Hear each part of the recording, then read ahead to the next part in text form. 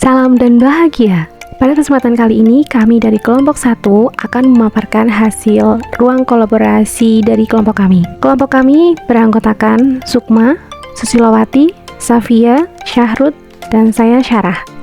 Topik pembahasan pada kali ini kami ingin memaparkan mengenai pemahaman sebagai capaian belajar UBD.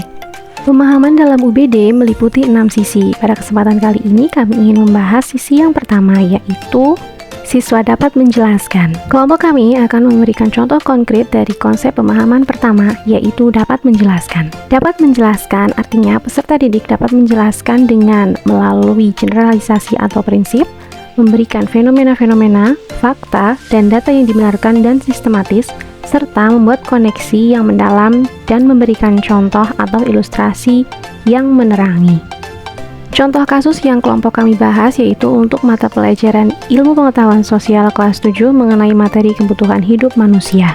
Result atau hasil setelah pelaksanaan pembelajaran ketika kami mengulas materi yang telah disampaikan pada akhir kegiatan pembelajaran, yaitu siswa mampu menyebutkan jenis-jenis kebutuhan manusia seperti menurut tingkat kepentingan, subjek, waktu pemenuhan, dan berdasarkan sifatnya.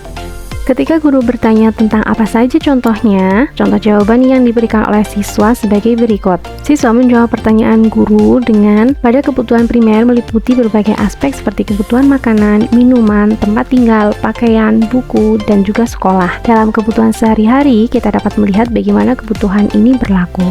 Sebagai contoh, makanan adalah salah satu kebutuhan dasar manusia. Kita harus makan untuk mendapatkan energi dan nutrisi yang diperlukan oleh tubuh.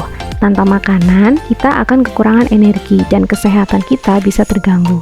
Demikian juga, kita memerlukan tempat tinggal yang aman dan nyaman, yang melindungi kita dari cuaca buruk dan bahaya.